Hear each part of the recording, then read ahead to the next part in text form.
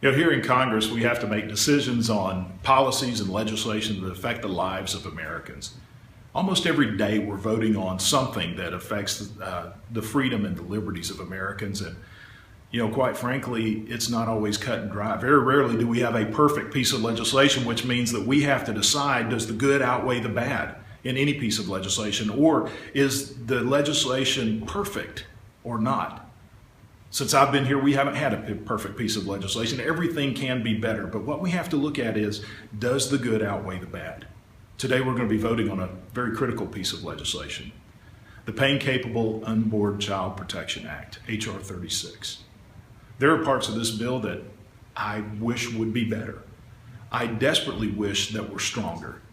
But the question we have to ask is, if we wait until this bill is perfected, how many more children will lose their lives?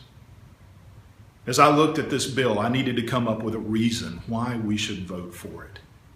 And I came up with 10,850 reasons to vote yes. That's the number of children that are aborted in this nation every year after the 20-week period, 10,850. I am held accountable for what I do here in Congress. I've been given the responsibility to vote on behalf of the people on key pieces of legislation, but there is also a judge greater.